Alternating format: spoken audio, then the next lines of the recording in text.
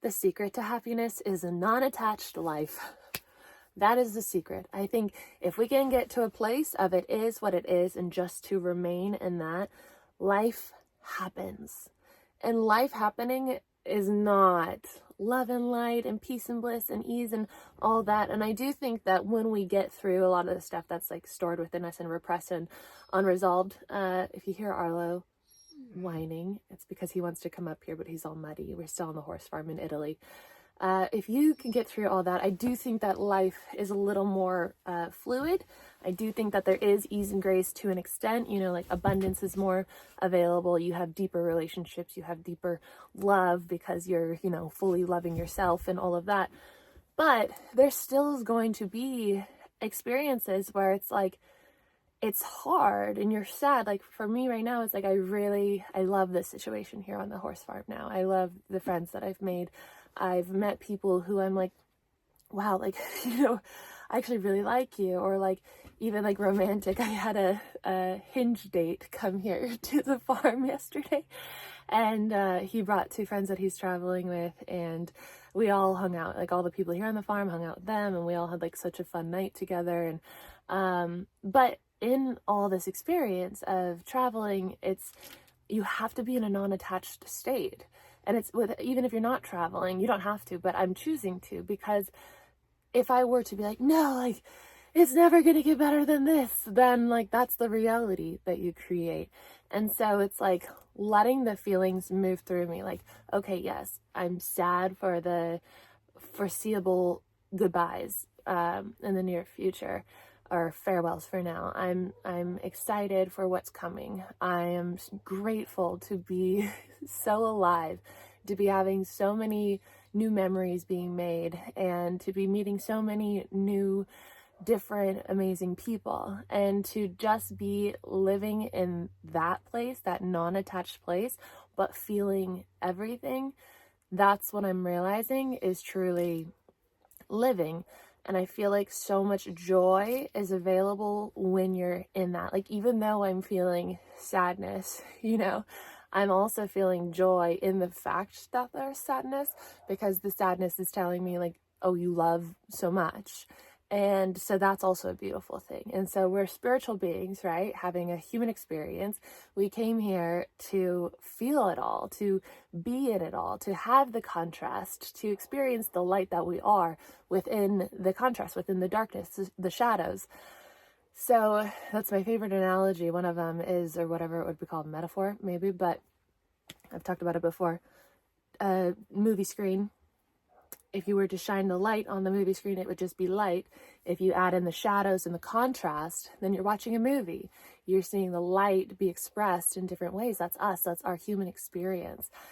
And so being in a non-attached state is like not being controlled by, you know, your emotions, not letting them overpower you, not letting them take you out of the moment or cause you to go like numb and distract yourself, but really just being like, wow, like what a rich feeling, and then tracing it back to where it comes from.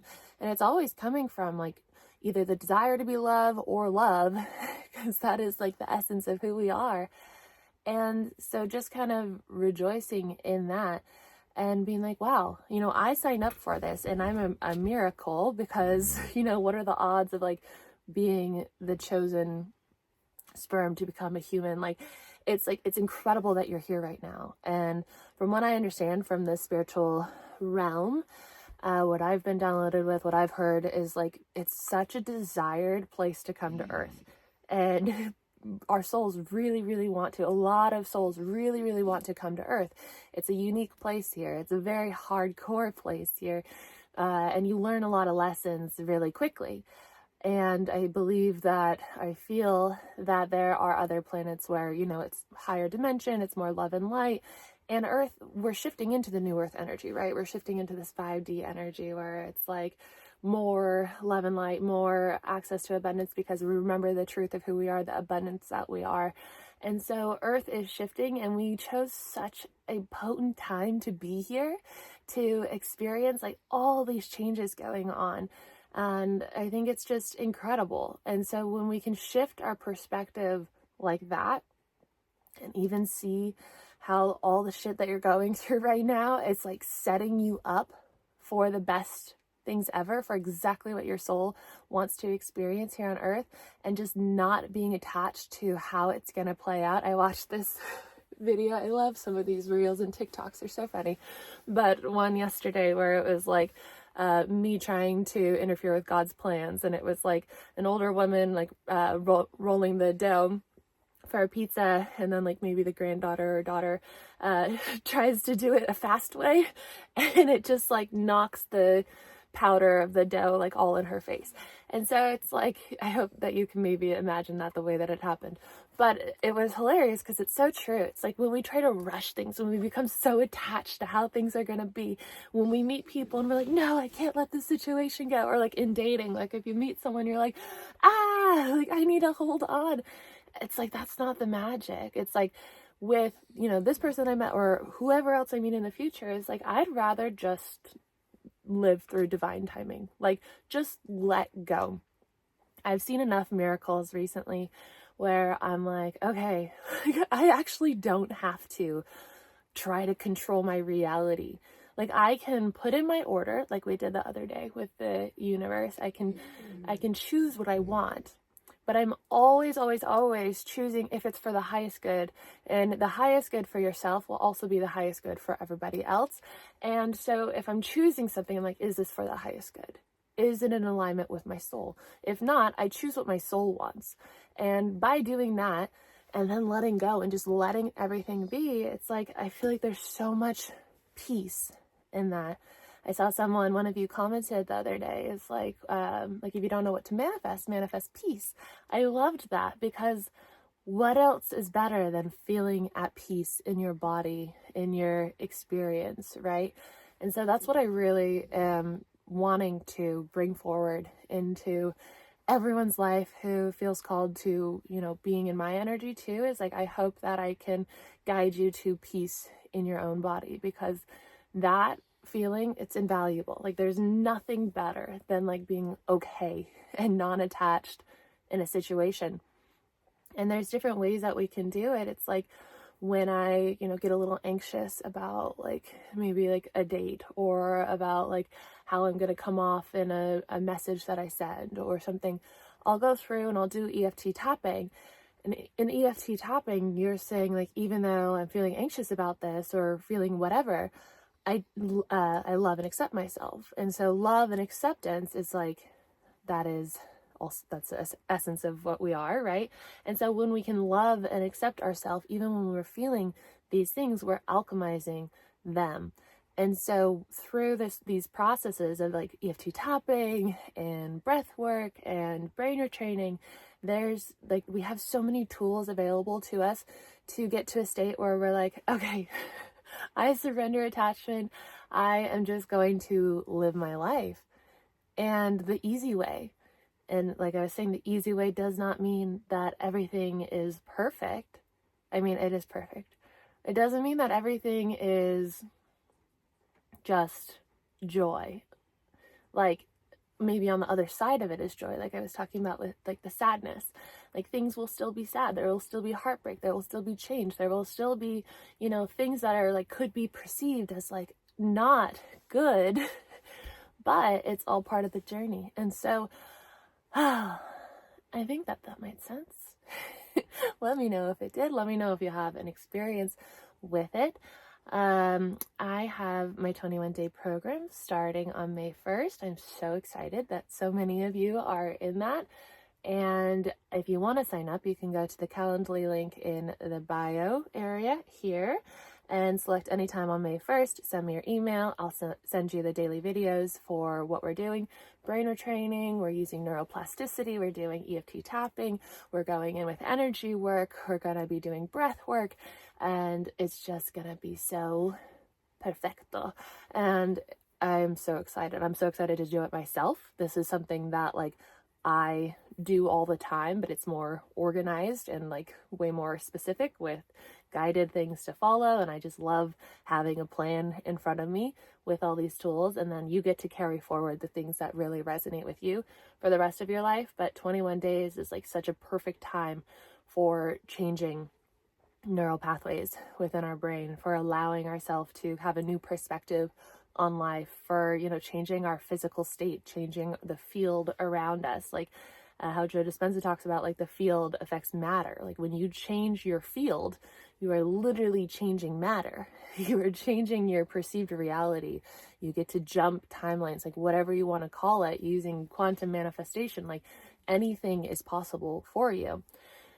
It just takes you choosing and moving towards it. Like we talked about in the channeled message I had recently, it's like moving through it, even though it feels like, you know, you're being blindfolded through like a dark forest.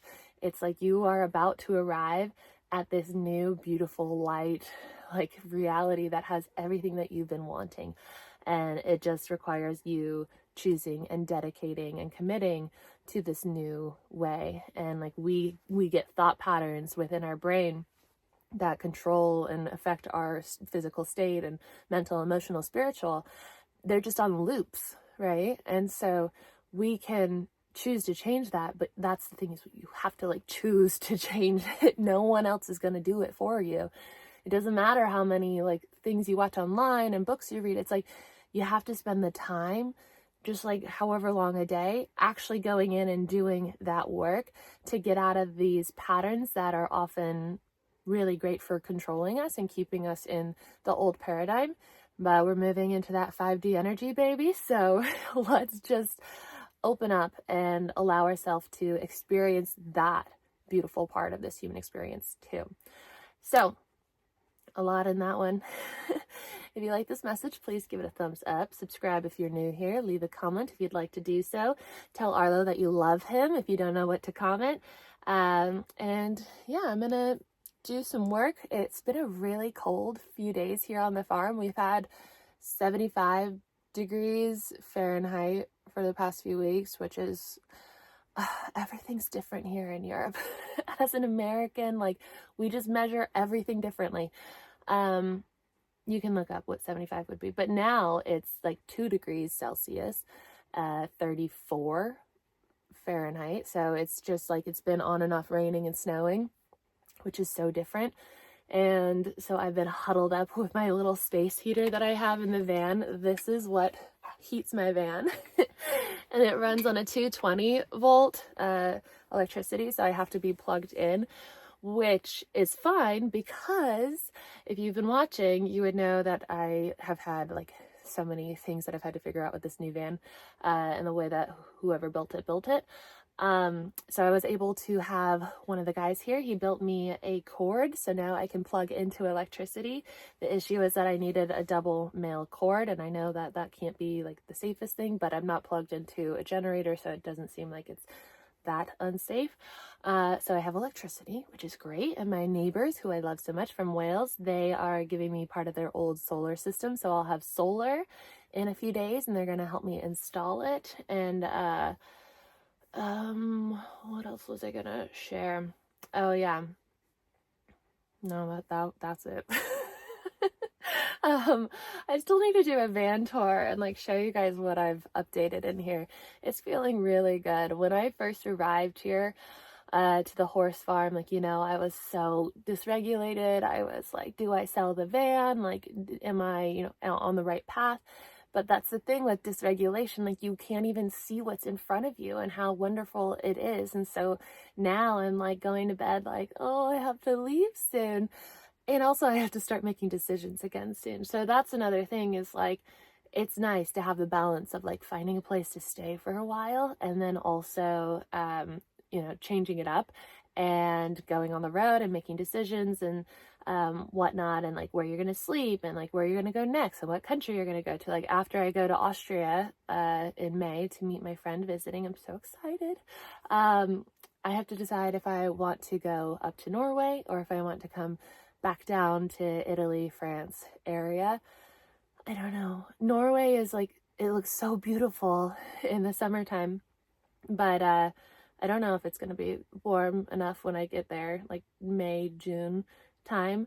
And when you look at the map and you see, sorry, I'm just rambling about random stuff now. So if you're here, I'm so happy to have you here. But Norway, if you put it on the map, it's like 24 26 hours of a drive from Norway down to like Barcelona area, because I'm going back to Spain to meet my best friend there in July. She's coming with her new baby. I haven't met him yet. And so I have to figure that out. Like, but at the same time, like you see a 24-hour drive and it's like, like I never did that in the States. Like I would look at the drive to go to New York from California. I'm like, I don't know if I could ever do that. But in the van, it's so different because your home is on wheels. And so you can just stop in all these places. You drive for like 3 or 4 hours. And then, you know, in a week, like maybe stay a night or two at each place. If you find a place that you like, maybe you stay 3 nights. So like in a week, you can get to your destination and also have a beautiful journey and experience. So yeah, that's what I'm trying to figure out is, do I do Norway or do I just stay in this region? And then after my best friend comes in July, I'm headed to Ireland, and I have to get an Irish driver's license. And it doesn't, Ireland and nowhere from what I've seen, unless maybe you know something, in Europe, sometimes you can trade your driver's license, like with certain states from the States, you can trade in your driver's license and just get a European one. California is not on that list, and it's not for every country. So Ireland, I don't even know if they have that agreement with certain states right now. So I have to do the whole thing, like where I do a written test and then I wait 6 months and then I do a driver's test, and I might be able to like apply for an exemption of the 6 months thing, which I hope. But yeah, I'm not a good test taker.